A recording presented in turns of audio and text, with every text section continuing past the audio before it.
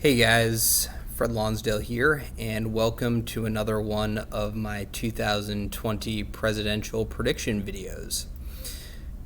Today we are going to discuss a toss-up state. We're going to do a couple videos on just states that I think are going to be pure toss-ups going into Election Day and very easily could be too close to call on election night, meaning that these are states that could go either way and could be decided by a few thousand votes. So let me just start out by saying that the format of these sort of toss-up / too close to call states is going to be a little bit different than previous videos. If you'll recall, the last two videos that I did were swing states that are leaning towards Trump and swing states that are leaning towards Joe Biden. And in those, I just gave, I think, 5 states for each candidate that sort of are being talked about possible swing states, but are going to vote for those respective candidates. As I said, these toss-up state videos are going to be a little bit different. I'm going to dedicate one video to each state. I'm doing that because, well, there's only 3 states that I think are going to be toss-up / too close to call. And it's helpful to go into a little bit more depth on these states. They're very interesting in this election for a variety of reasons. So again, we're going to just do individual videos on these toss-up states. And the first state that we're going to talk about today is Arizona. Arizona is a very interesting state. Yes, the demographics would appear to favor Joe Biden this electoral cycle. Yes, the circumstances surrounding this election appear to favor Joe Biden. Yes, Joe Biden is polling ahead of Donald Trump in most of the polls coming out of that state. All of this is true. However, Arizona has long been a safely red state for Republicans, especially in presidential elections. If Joe Biden were to win Arizona, he would be the first Democrat since Bill Clinton in 1996 to carry that state. Prior to 1996, you have to go all the way back to 1948 to find the last time that a Democrat won Arizona. So to say that this state has historically been a safe Republican vote in the presidentials is an understatement. And it's not just presidentials, by the way. You look at Arizona's senators. John McCain, respect, but he, still a Republican. He was there for almost 35 years, I think. Barry Goldwater. Some people refer to Goldwater as the sort of the godfather of the modern conservative movement. Twice elected to the Senate in Arizona. Jon Kyl, perhaps not as famous as John McCain, but still had a long, distinguished career in the Senate and was one of the senators of Arizona. You look at their state elected officials too. Their governors, Jan Brewer, Doug Ducey. Nobody's confusing them for liberals. Perhaps their most infamous elected official, Sheriff Joe Arpaio of Maricopa County, the toughest sheriff in the U.S., or so he's self-proclaimed. Arizona has historically been a very safe seat for Republicans, but it would appear that it is in play this year, and I think some of that has to do with the circumstances surrounding this election. Some of it has to do with demographic changes. Some of it just has to do with Donald Trump and just him being who he is. So yeah, for both candidates, both Biden and Trump, the population centers of Arizona are going to be key. And I'm going to start out with Biden here. So the thing about Arizona is that it's basically the population centers are sort of concentrated around two counties. Maricopa County, which is home to Phoenix, and also the fourth largest county in the United States, and then Pima County to the south, which has Tucson and the Tucson metro area. These two counties between them account for between 75 and 80% of the state's population. So, they are massive.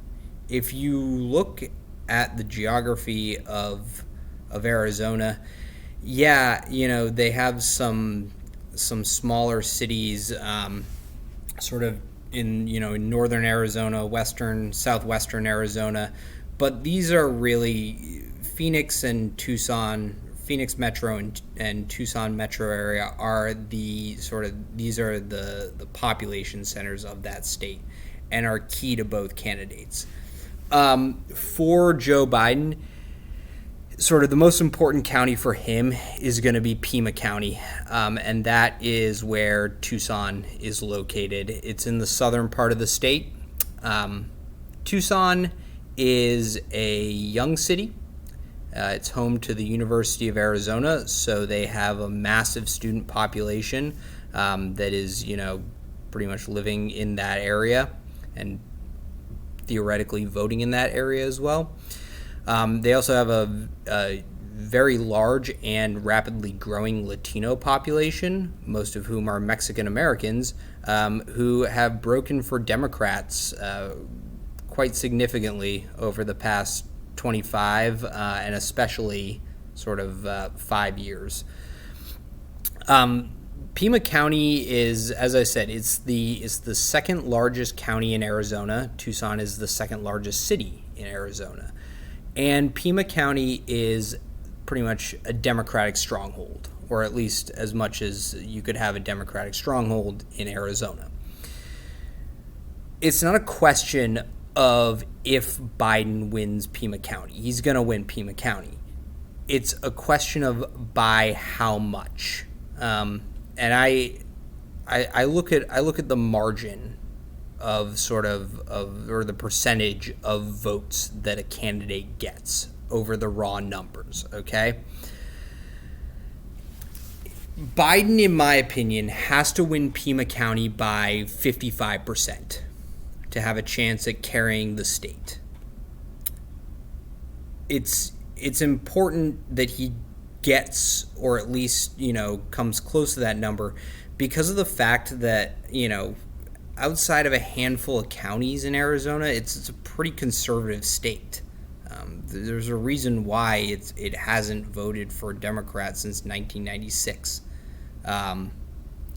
So he needs to have a strong showing in Pima County to negate sort of some of the losses that he's going to get in, I'm probably butchering this, but Yavapai County, which is home to Prescott, Arizona, or even somewhere like Yuma County, that's not like outrageously Republican, but will probably go to Trump. Biden needs a strong showing in Pima County to make up some of the numbers in other parts of the state.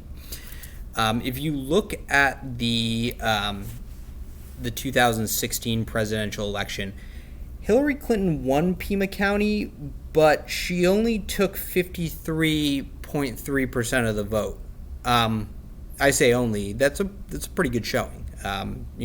For comparative sake, Donald Trump got 40% of the vote in that county.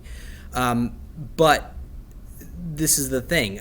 I think that in a state that is too close to call, and you might be sitting there saying, like, well, 55% versus 53.3, that's like, let's round up, that's like 2 percentage points, Fred. That's not going to, that doesn't really matter. That's not a lot of votes.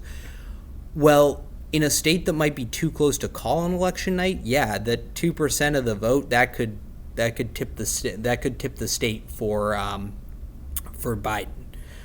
So it's going to be really, really important that he gets to that 55% because, as I said, Clinton got 53.3%. That's a great showing. Anytime you pull up 50, over 50%, with a lot of people who voted third party or didn't vote for a presidential candidate at all in that election in that state, it's impressive. But she lost the state 44.6% to 48% to Donald Trump. So, if she had maybe made up the margins a little bit in Pima County, who knows? Arizona could have, she could have maybe pushed her over the top. So, like I said, in a state that is going to be, in my opinion, too close to call on election night, yeah, you gotta turn out voters in your strongholds, and because Donald Trump is going to do that, he's gonna turn out voters in the deep red counties. So in the counties that are considered Democratic strongholds, Biden has to perform well with the turnout. If you look at the 2018 Senate race, Arizona had a really important Senate race in 2018. The Democrat Kyrsten Sinema was able to defeat the Republican Martha McSally for John McCain's old seat, actually. And in that election, Kyrsten Sinema took 56.7% of the vote and in Pima County, and she ended up winning Arizona. It was very close, but she ended up winning Arizona 50% to Martha McSally's 47.5%. So, as I was saying, this is sort of an example of where, if a candidate sort of exceeds that high turnout threshold, it puts them, in a stronghold like Pima County, it puts them in a very good position to, win the state. That if Biden can get 55% of the vote in Pima County, he's in good shape. If he can get up to sort of Kyrsten Sinema numbers where he's pulling, 56.5, pushing up to 57% of the vote in Pima County, then that's like margins that you're sitting there thinking, okay, well, Biden could flip Arizona. Like that's sort of winning the state, sort of margins right there. And then, but the flip side of that is Hillary Clinton, who perhaps didn't hit that turnout mark that she was sort of relying on in Pima County and ended up losing the state fairly narrowly. So, Biden has to be, he has to shoot for 55% in Pima County. Turnout's going to be huge because that Trump is going to be able to turn out the voters in these sort of safely red, sort of counties like Yavapai County, Pinal County, places that are, sort of Republican strongholds.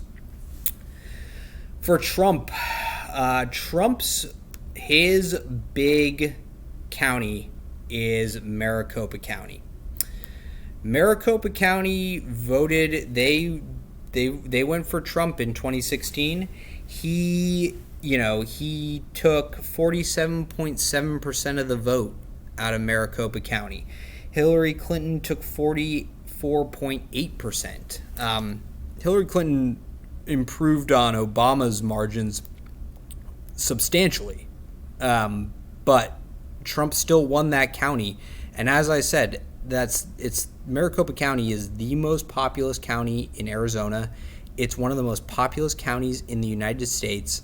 I Wikipedia'd this, and I think it's 9 out of the top 10 largest cities in Arizona are in Maricopa County. Now, this is a little bit, that can be a little bit sort of confusing if you don't understand sort of Maricopa County. And I don't. I've been to Phoenix once, so I'm not going to say I'm an expert on the ins and outs of Maricopa County, but I will say this: cities that surround Phoenix that are in sort of the Phoenix metro area, cities like Mesa, Scottsdale, Glendale, Chandler, Tempe. These are all like, yes, they are cities. They're cities in their own right, but they're really like suburban cities. They've grown out of like sort of the suburban sprawl that is Phoenix, the Phoenix metro area. And as such, they have a lot of these suburban voters that, basically they broke for Trump and they delivered him Arizona and delivered him the election, really. So that's going to be a huge sort of demographic to watch in Maricopa County, the suburban voter, the suburban sort of white college-educated suburban voters. We've heard all the talk that Trump is hemorrhaging college-educated white female suburban voters. That might be true, but in most of these households, there is at least one other voter, the white, college-educated male suburban voter. So these, generally Republicans, historically, they've been able to sort of avoid the split ticketing households, if you will, and sort of been able to maintain a stronghold in Maricopa County because of that. If it's going to be really important for Trump to hold on to the white, college-educated, male suburban vote. If they come home to the Republican Party, I think that Trump will be able to narrowly carry the county and narrowly carry the state. But it's a big if. I mean, we know that, he's underwater with the, college-educated female voters who are predominantly in the suburbs of Phoenix. But there's a very good sort of argument to be made that they sort of put Kyrsten Sinema into the Senate. But we will see on Election Day whether sort of those polls are accurate, whether or not that split ticketing is as stark as people are saying it could be, and what sort of if college-educated white female suburban voters do break for Biden and break in substantial numbers, it'll be very interesting to see what their male counterparts do in that situation. Do they follow their lead and vote for Biden, or do they come home to the Republican Party as they have in the past and sort of swallow, take a deep breath and cast a vote for Trump because he's a Republican and that's just what they do. Another big demographic to watch in Maricopa County is the senior citizen vote. Arizona has one of the highest populations of 65 plus outside of Florida. In fact, I think if Florida is the retirement home of America, Arizona is like the retirement home of the West Coast. It's there's a substantial sort of 65 and plus vote in there. And, generally, they've been very reliable Republican voters. They say as you get older, you get more conservative, and that has definitely been the case for sort of older voters in Arizona. The big, the big thing to watch here is what are the effects of COVID? Because I think that, yes, COVID is definitely going to be sort of a millstone around Donald Trump's neck nationally. We knew that Donald Trump was going to lose the popular vote. I mean, that was a given. Arizona might be the state, even more so than Florida, where COVID-19 and the response of the federal government, and specifically the response of Donald Trump, plays a factor in people's voting. Okay? The 65 and older vote in Arizona broke hard for Trump in 2016. They went, he won them by substantial margins. We will see this year. I think that if they say, this guy, he's just, he doesn't get it. He's just not, like, this guy he's clueless. He doesn't know how to deal with this. He thinks it's he's not wearing a mask. He's not, he got corona, and he's still saying it might be a hoax. It's this and that, and it's easily beatable. This and that. These sort of reliable Republican voters, 65 plus crowd, might, they might not vote for a presidential candidate. They might vote for the libertarian candidate instead, or they might even vote for Joe Biden. It's a funny demographic to look at, because I do think that Trump's law and order, sort of Antifa's coming for you message does resonate with them.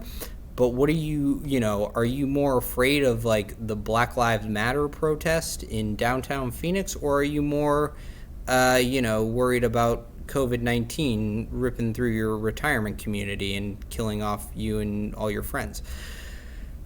We will see on election night. I think that Arizona could go either way. I think it's going to be too close to call on election night. And another thing to watch for is the mail-in ballots. I think because Arizona has such a high percentage of senior citizens, mail-in ballots are going to be a factor. And it might be one of the few states in which the mail-in ballots may be pretty equal. Like, the early voting might be actually pretty equal. So we will see what effect that has. There is a chance that Arizona, you don't even know the winner of Arizona for 2 or 3 days after the actual election. That's how close I think this state is going to be. So I certainly think it's going to be too close to call on election night. I think there's a good chance that we don't even know the winner until 2, possibly 3 days afterwards. I think, it's hard for me to say, yes, Biden is up in the polls, but it's very hard for me to say, that Arizona is going to go blue. It hasn't, it's been almost 25 years since they last voted for a Democrat. I mean, that's 2000, 2004, 8, 12, 16. We're on the 6th election cycle, that since they voted for a Democrat for president. So historically, it would not be in favor, but it is in play. It's in play, and maybe Joe Biden is the right guy at the right time in Arizona, and he pulls it off. But again, there's a lot of things that have to go right for Biden to win. and there's less things that have to go right for Trump for him to win the state. I definitely think it's going to be close. I can't say which way, one way or another, but I will say that more things have to break Biden's way for him to win Arizona than things have to break Trump's way for him to pull off a victory in Arizona. So the margin of error, let's just say, for Donald Trump is I think is greater than the margin of error for Biden. So thank you for watching the first toss-up state video I've done. Up next is Wisconsin. Thank you for watching.